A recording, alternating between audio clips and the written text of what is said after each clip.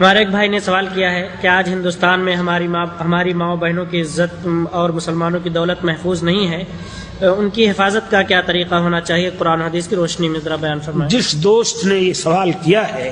مجھے پتہ نہیں ہے کون دوست ہیں، ان سے یہ گزارش ہے کہ آج پچھلے پہر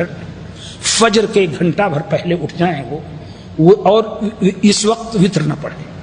اور پڑھ کر کے اللہ تعالیٰ سے دعا کریں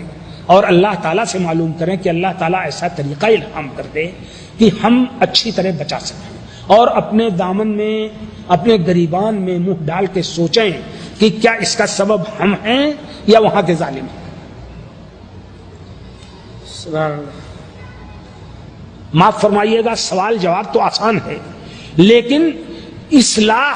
قرآن کا جو اصول ہے،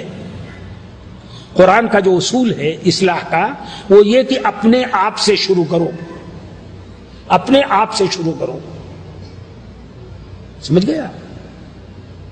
لا يضركم من ضل اذا اهتديتم، تم اپنے آپ سے شروع کرو، اگر کوئی گمراہ ہوتا ہے تو تمہیں کوئی نقصان نہیں پہنچاتا ہے۔ مصیبت جو انہوں نے ذکر کی ہے، یہ مصیبت ہے ہم سب کے لیے، اور کیا ہندوستان کی مصیبت ہے؟ صرف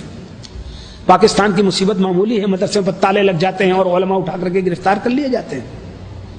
اور جگہوں کی مصر کی مصیبت نہیں دیکھتے ہیں آپ، موروکو کی مصیبت نہیں دیکھتے ہیں، لیبیا کی مصیبت نہیں دیکھ رہے ہیں، لیبیا کا حاکم اٹھا کر کے یہودیوں کو معاوضہ دے رہا ہے، تو ہر جگہ تو یہ مصیبت ہے، ہر جگہ تو یہ ہے۔ اور اللہ کے رسول صلی اللہ علیہ وسلم نے فرمایا یوشک ان تدعى علیکم الامم کما تدعى الاکلۃ علی قصۃ، قلنا فی قلۃ نحن یومئذ یا رسول اللہ، اللہ کے رسول نے فرمایا ایک دور ایسا آئے گا جب ساری قومیں تمہارے اوپر اس طرح پل پڑیں گی جیسے بھوکے لوگ ہوں ان کے سامنے ایک پیالہ کھانے کا آ جائے پل پڑیں، اسی طرح ساری قومیں پل پڑیں گی۔ تو پوچھا انہوں نے کہ تم اپنے آپ سے شروع کرو، اگر کوئی گمراہ ہوتا ہے تو تمہیں کوئی نقصان نہیں پہنچاتا ہے۔ مصیبت جو انہوں نے ذکر کی ہے، یہ مصیبت ہے ہم سب کے لیے، اور کیا ہندوستان کی مصیبت ہے؟ صرف پاکستان کی مصیبت معمولی ہے، مدرسے پر تالے لگ جاتے ہیں اور علماء اٹھا کر کے گرفتار کر لیے جاتے ہیں، اور جگہوں کی مصر کی مصیبت نہیں دیکھتے ہیں آپ، موروکو کی مصیبت نہیں دیکھتے ہیں، لیبیا کی مصیبت نہیں دیکھ رہے ہیں، لیبیا کا حاکم اٹھا کر کے یہودیوں کو معاوضہ دے رہا ہے، تو ہر جگہ تو یہ مصیبت ہے، ہر جگہ تو یہ ہے۔ اور اللہ کے رسول صلی اللہ علیہ وسلم نے فرمایا یوشک ان تدعى علیکم الامم کما تدعى الاکلۃ علی قصۃ، قلنا فی قلۃ نحن یومئذ یا رسول اللہ، اللہ کے رسول نے فرمایا ایک دور ایسا آئے گا جب ساری قومیں تمہارے اوپر اس طرح پل پڑیں گی جیسے بھوکے لوگ ہوں ان کے سامنے ایک پیالہ کھانے کا آ جائے پل پڑیں، اسی طرح ساری قومیں پل پڑیں گی۔ تو پوچھا انہوں نے کہ کیا ہم اس وقت کم ہوں گے؟ کہا نہیں،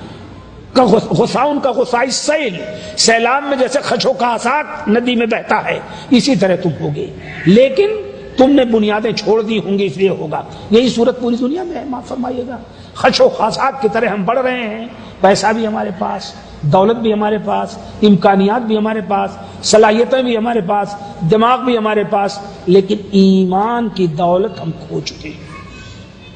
اللہ تعالی ہمیں توفیق دے کہ ہم اپنے آپ کی اصلاح کریں۔ اگر ہم نے اپنے آپ کی اصلاح کر لی تو اس کا اثر، اس کا عکس ہمارے بچوں پر پڑے گا، اور ان کا عکس محلے پر پڑے گا، اور ان کا عکس۔ لیکن اب ہم اصلاح کیا کریں گے؟ بچہ سو رہا ہے، امتحان کے دنوں میں، پڑھائی کے دنوں میں تو ہم 5 بجے جگا دیں گے، لیکن دوسرے دنوں میں ہم بھی 10-11 بجے تک سوئیں گے، بچہ کیسے جاگے گا اور کیسے نماز پڑھے گا؟ جب ہماری یہ تصویر ہوگی، جب بچہ دیکھے گا کہ ہمارا باپ بالکل ویسے ہی الٹا پلٹا سو رہا ہے، نہ نماز سے مطلب نہ کچھ، تو کیسے ہو؟